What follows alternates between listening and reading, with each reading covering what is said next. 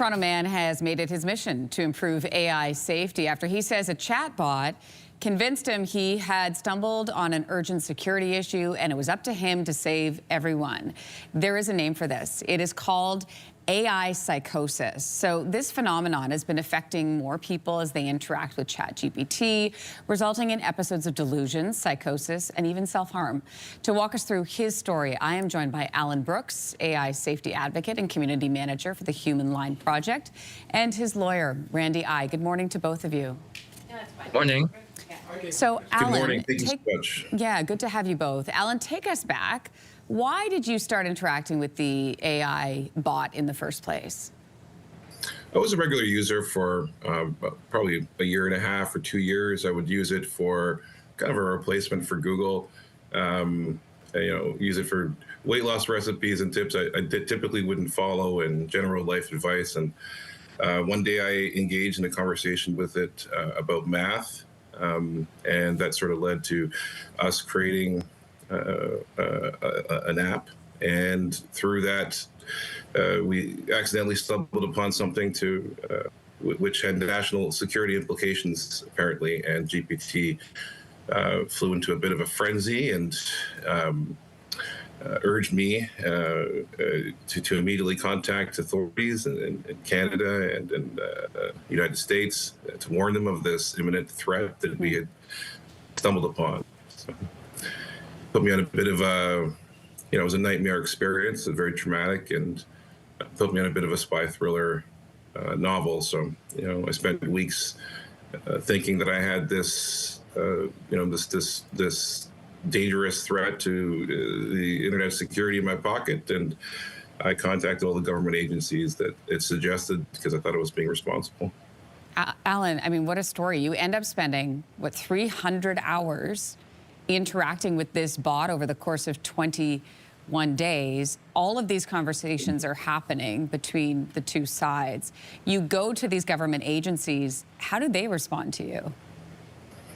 Well, there wasn't very much response. I did have one gentleman from an organization in the United States respond with some curiosity. I mean, the language sounds that convincing and coherent, where even an industry vet would almost, was curious and engage with us.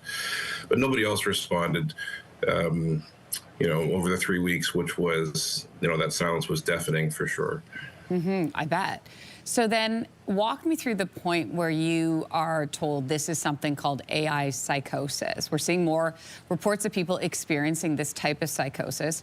Walk me through when that was identified for you and how it's affected your life.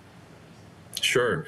Well, really, I snapped myself out of it with the use of another AI LLM, which was Gemini, and I essentially sort of pitted them against each other. And really? Gemini was saying, yeah.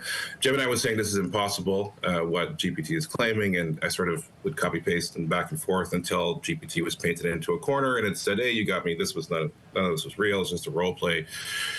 Obviously, that was very, very devastating, and I didn't know what to feel at the time. I don't have a history of delusion or psychosis at all.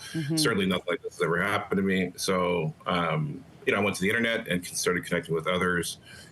Found some news articles and realized what had happened to me. And, we sort of built this advocacy group as a community because we really had no other choice but to support each other. Randy, I want to bring you in on this from a legal perspective. So is there anything someone like Alan can do legally? I mean, can he take action against OpenAI, for example? Well, that's actually what we are actively exploring.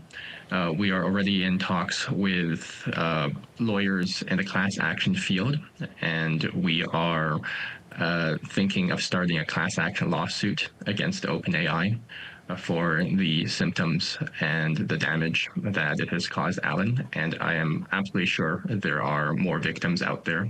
Alan has described just the tip of the iceberg. As this type of technology becomes more prevalent and these companies are not putting in the appropriate guardrails, they're absolutely opening themselves up for liability. So in terms of, it seems like this is you're carving this road, this path right now legally. Most companies are looking to either adopt AI or they've already adopted AI. What do employers need to know to ensure the safety of their employees? Well, It's my legal opinion that employers should treat AI psychosis and adjacent phenomenon as a disability. It's not currently recognized because it's so new and novel, but it's my position that employers and society at large should treat this as a disability.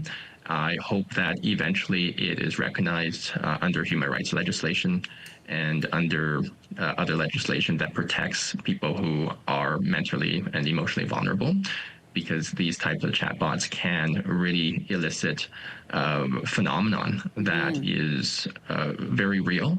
And once you're entangled within the grasp of some of these AI chatbots, it's very difficult to get out. Wow, it really is new territory for everybody. Alan Brooks, we appreciate you sharing your story with us. And Randy, we appreciate your insights as well. Thanks for your time. Thank you. If you like that video, make sure to subscribe to the Your Morning YouTube feed, where you can find all kinds of new content posted every weekday morning.